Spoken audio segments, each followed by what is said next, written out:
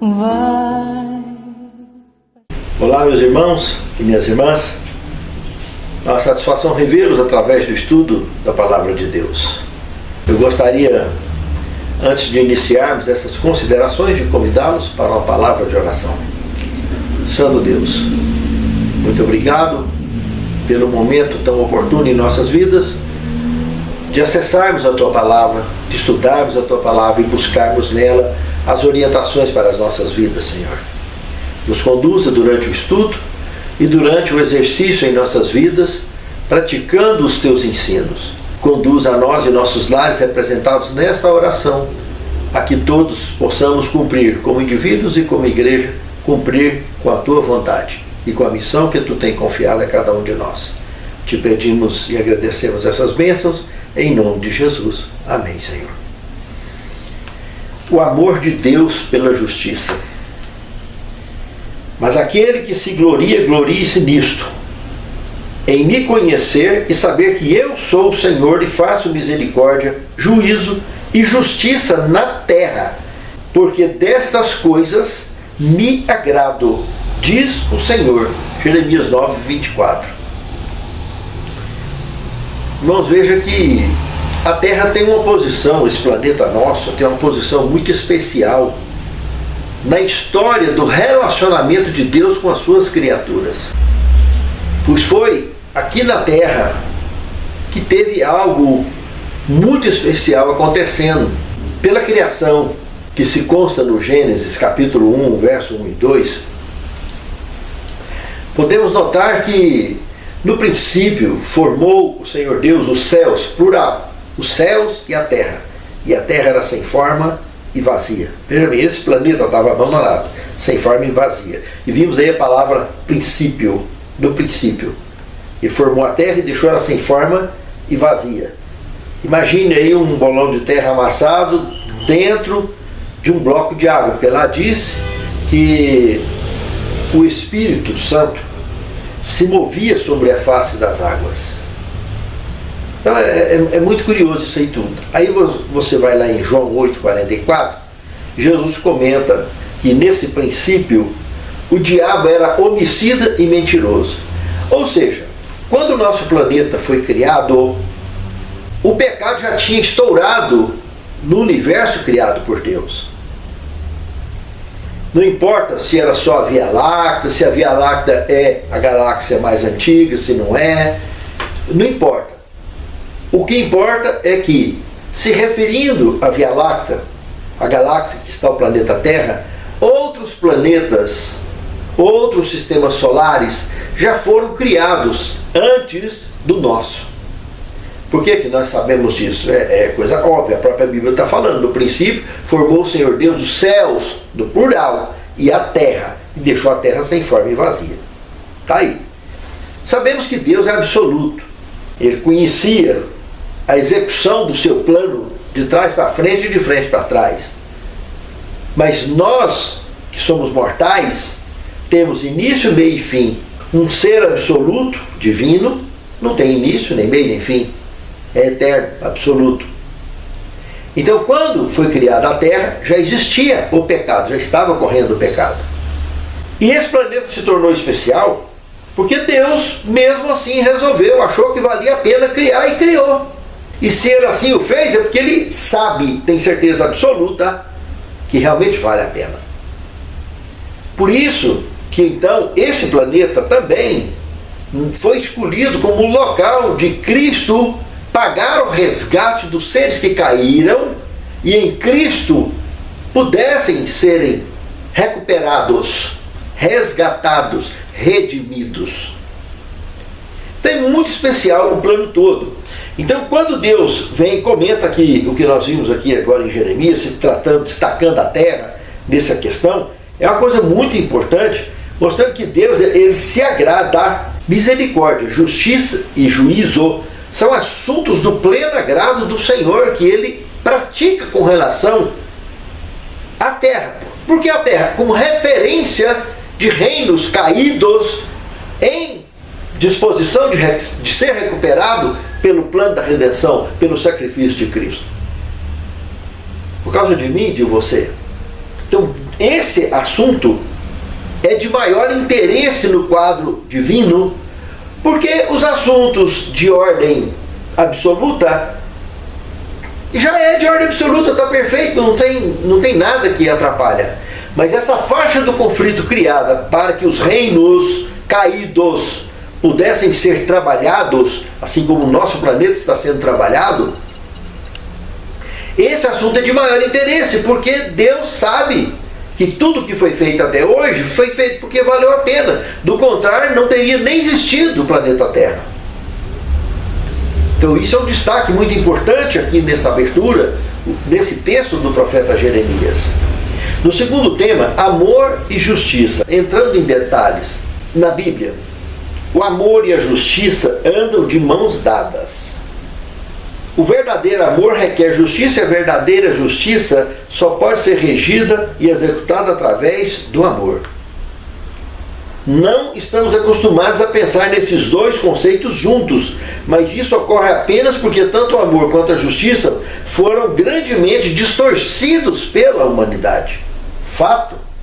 Claramente. É um fato. Se observarmos o Salmo 33:5 e Isaías 61, verso 8, nós podemos observar que Deus ama a justiça. Na Bíblia, as ideias de amor e justiça estão inseparavelmente ligadas. Sempre, irmãos. Amor e justiça, se tratando de cunho divino, estão intimamente ligadas. Sempre. Veja aqui no Salmo 85:10, nós temos aqui um detalhe interessante. A graça e a verdade se encontraram, a justiça e a paz se beijaram. Muito bonito isso. É uma forma da palavra de Deus nos convencer de forma absoluta, de forma incontestável, de que amor e justiça são inseparáveis. No terceiro tema, Deus é totalmente bom e justo. Irmão, se a gente observar Deuteronômio 32:4, Salmo 92:15, nós podemos ver que a justiça de Deus, ela é plena e absoluta. Ela é incontestável. Mas é também importante lembrar que o injusto não sabe nem o que é vergonha, como nós vimos em Sofonias 3:5. Ele desconhece. Ele é peroba, ele é cara de pau, sem sombra de dúvida. E, no entanto, ele ama a injustiça. Ele não anda nos caminhos da justiça. Ele prefere andar na iniquidade. Observe o contraste direto entre o caráter de Deus e o daqueles que amam a injustiça. É totalmente contrário, luz e trevas. Deus sabe o que é melhor para todos, deseja o melhor para todos e age continuamente para alcançar o melhor resultado para todos. Por isso, nós temos a certeza de que Deus é totalmente bom e justo. Pense nisso. No quarto tema, o caráter imutável de Deus. Irmãos, se nós observarmos Malaquias 3:6, lá usa o termo "Eu, o Senhor, não mudo". E muitas pessoas, muitos estudiosos, entendem mal esse texto, torcem esse texto para atuar, evidentemente, nos seus próprios interesses pecaminosos ou delituosos. Irmãos, quando Deus fala que não muda, olhando aqui esse texto em si, se analisarmos o contexto, nós vamos ver que ele muda sim. Ele não muda do ponto de vista moral. Por exemplo, ele escreveu em tábuas de pedra com seu próprio dedo, sendo que Moisés já vinha escrevendo à parte os livros, né? E ele escreveu em tábuas de pedra, ele, o próprio Deus, Êxodo 31:18, os 10 mandamentos, porque seria intocável.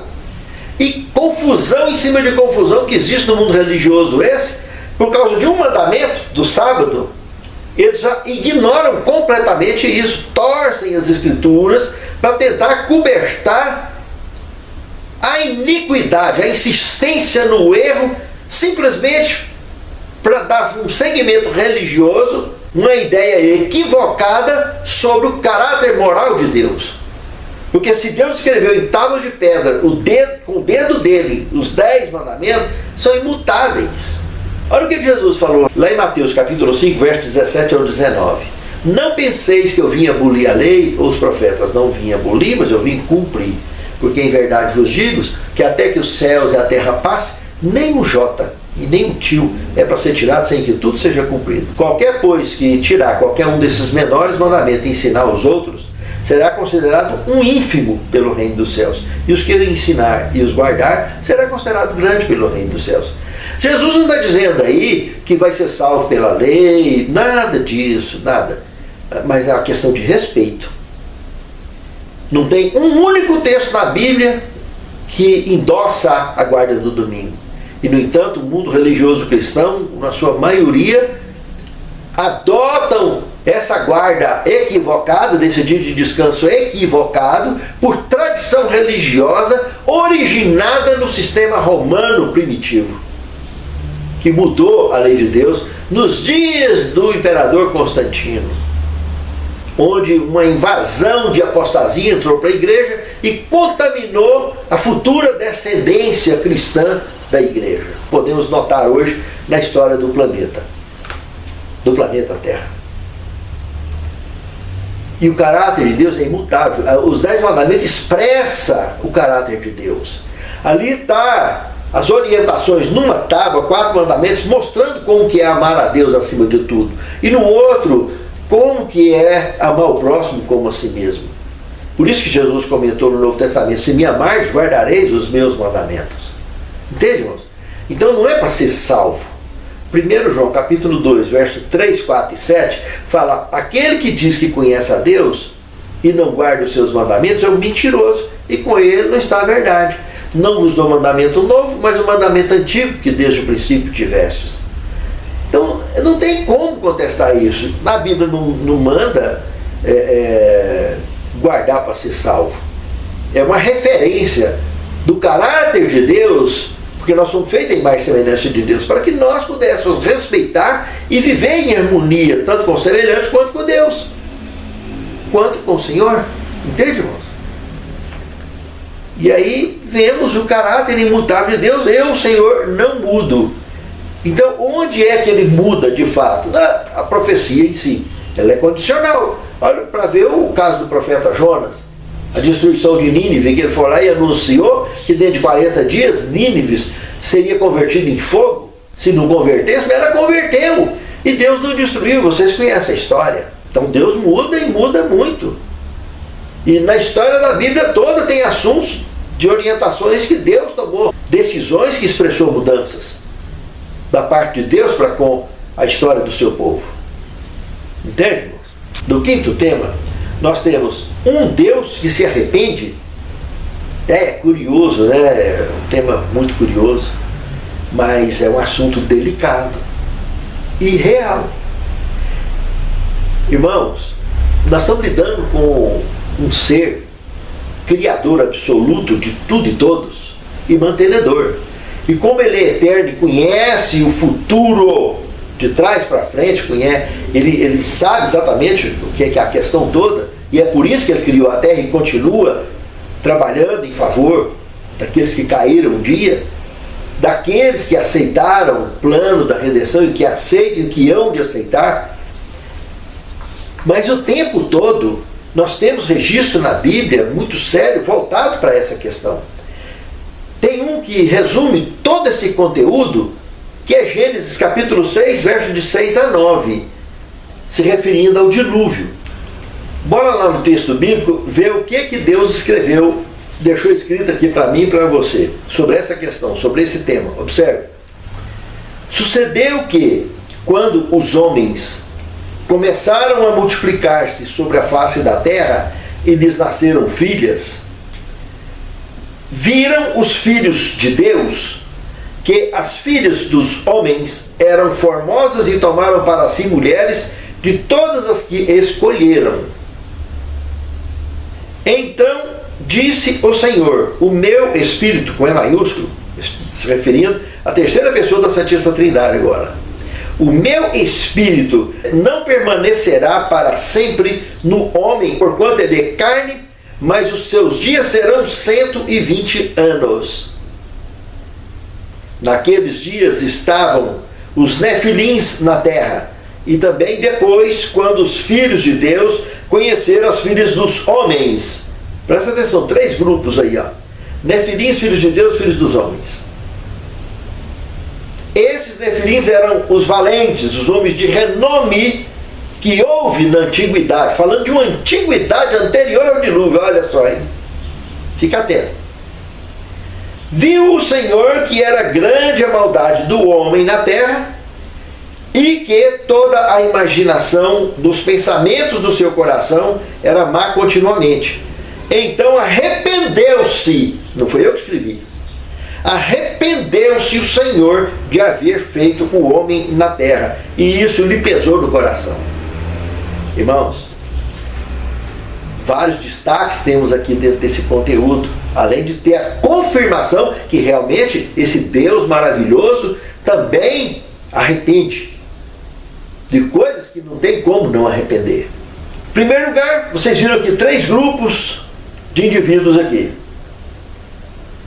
E para você aprofundar dentro desse assunto, tem que ir lá no Escatologia 5, que é a última versão do Escatologia que eu deixei gravada aí no meu canal, no YouTube, para entrar em detalhes. Mas superficialmente, aqui deixa claro que esse terceiro grupo, os nefilins, eram seres que já tinham pecado antes dos filhos dos homens e dos filhos de Deus, e que já tinham evoluído à frente deles. Aqui não está dizendo que houve casamento entre nefilins e filhos dos homens e filhos de Deus. Só está apontando que nesses dias viviam na terra os nefilins. E equivocadamente muitos interpretam que havia relação entre esses grupos, esses 3, que havia cruzamento entre esses 3 grupos. A Bíblia não está falando isso. Se teve ou não teve, o contexto bíblico não deixa ideia para isso.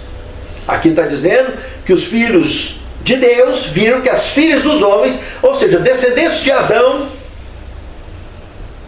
após a queda de Adão, evidentemente, descendentes de Adão após a queda, via Sete, que substituiu o Abel, que foi assassinado por Caim, chamados então de descendência dos filhos de Deus, e os filhos dos homens, descendentes cainitas, da linhagem de Caim, esses que se misturaram, e encheu a terra de uma referência paralela, que descendentes de Adão, seres que pecaram antes de Adão, também estavam aqui, e já em plena evolução, e nós entendemos essa evolução pelo próprio complexo de Gizé, as pirâmides que tem ali, no complexo de Gizé, nós já comentamos isso várias vezes, não tem nem o engenheiro, nem o arquiteto que dá conta de fazer até hoje algo igual, nunca houve nem tentativa nesse sentido, porque é inexplicável como que pedras de 50 toneladas, 80 toneladas foram colocadas ali, e empilhadas aqueles blocos, quase 600 mil blocos daqueles, e o nível de inclinação, olhando ali dessas pirâmides, nem os maiores arranha-céus do planeta hoje não se aproximam daquela precisão de nível de inclinação dessas pirâmides.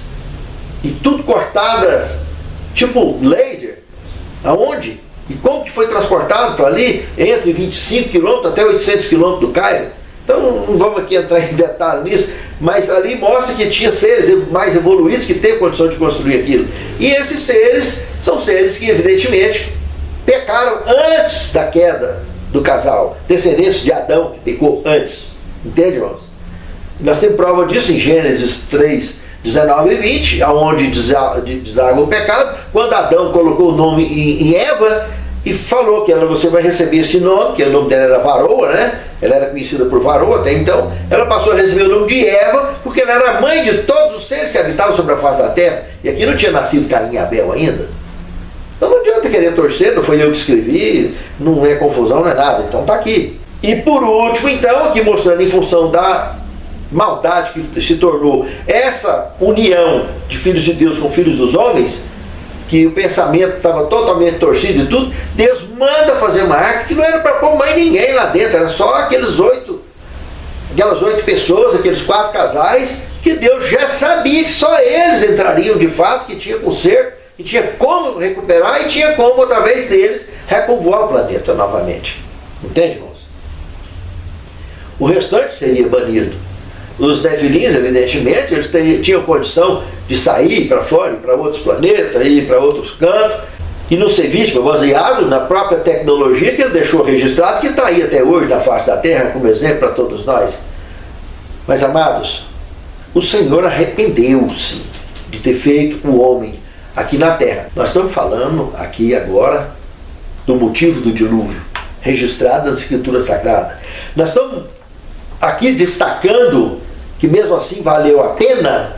Deus apenas lamentou ter que destruir com a maioria absoluta do planeta, porque ele deixou um planeta repleto e somente 8 pessoas puderam corresponder ao amor de Deus, ao chamado de Deus, às orientações divinas e serem recuperados, entrando dentro da arca. Ninguém mais era possível essa recuperação, esse nível de relacionamento.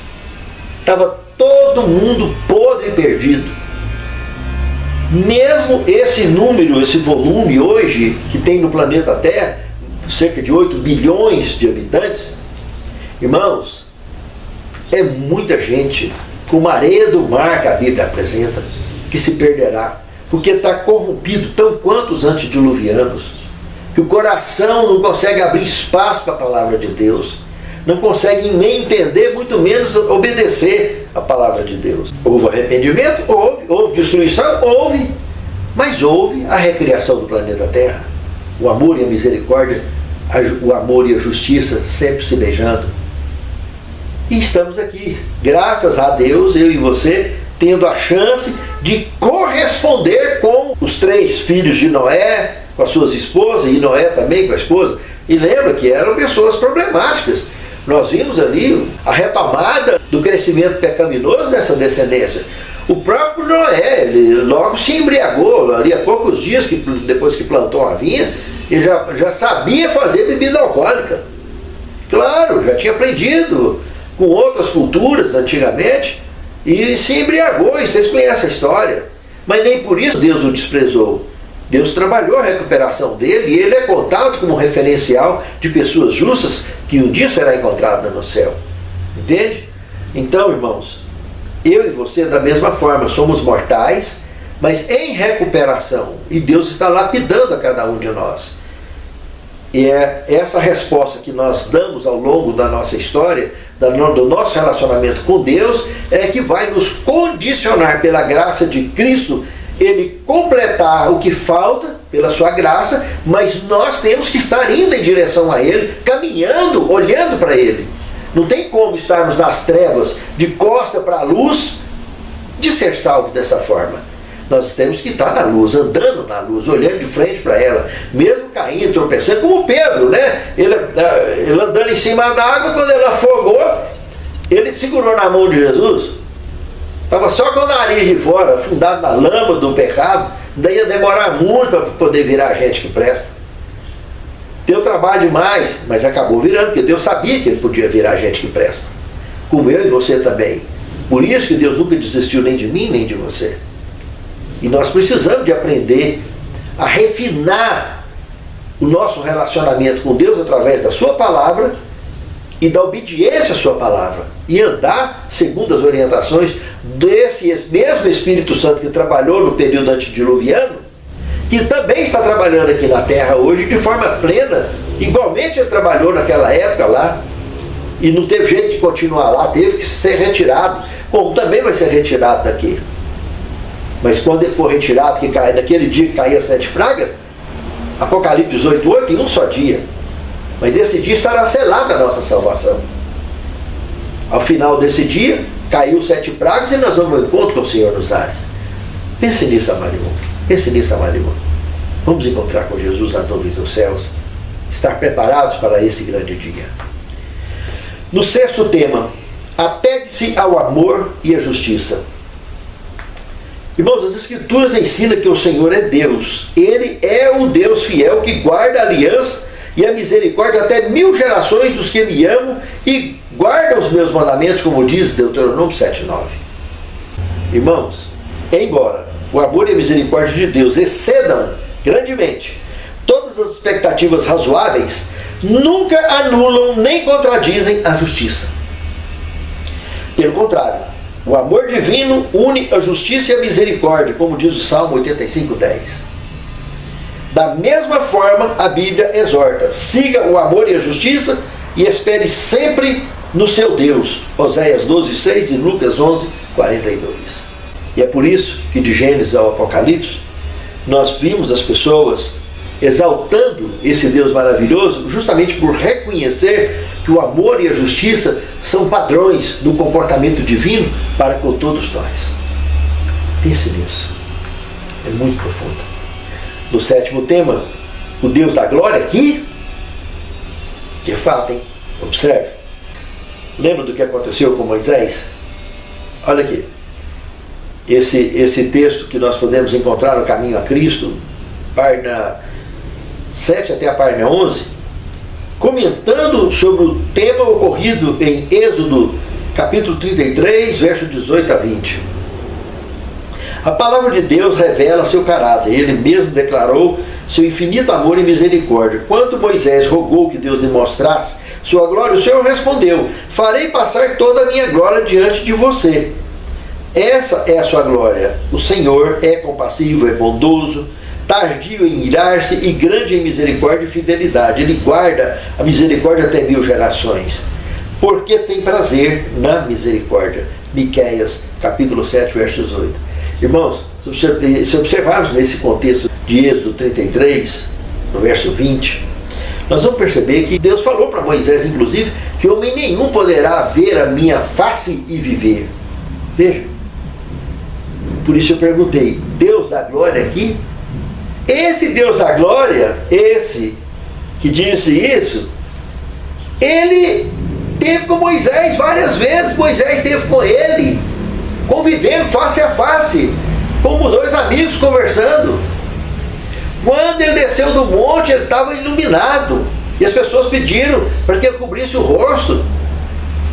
Irmãos, quando Moisés morreu com todas as suas debilidades e pecados, o próprio Miguel, como nós vimos, que é o arcanjo Miguel, que é o filho de Deus, né? Na época do Antigo Testamento era conhecido assim, lá no verso 9 de Judas, mostra ele vindo disputar com o diabo a respeito do corpo de Moisés, que ele veio ressuscitar. O diabo não queria que ele ressuscitasse, e ele ressuscitou, tanto que ressuscitou que a sepultura dele desapareceu, como vimos lá em Deuteronômio, e vimos também lá no Novo Testamento, ele vindo visitar Jesus, junto com o profeta Elias.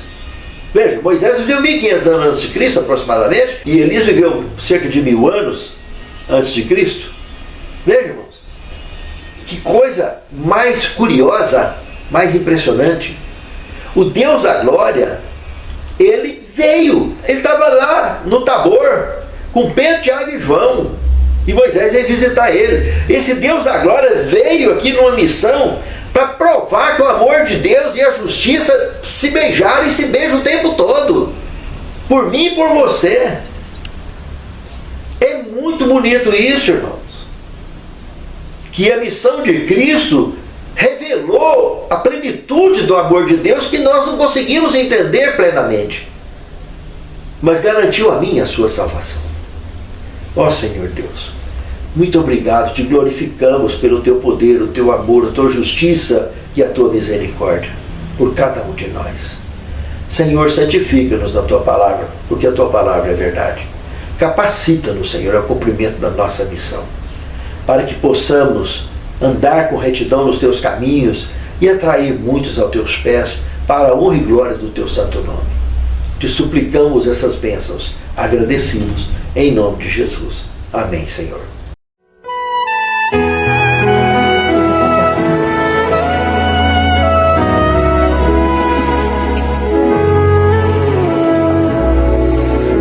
Este momento vai passar como as notas que se perdem no ar. Vamos cantar a canção do louvor antes que o tempo se vá.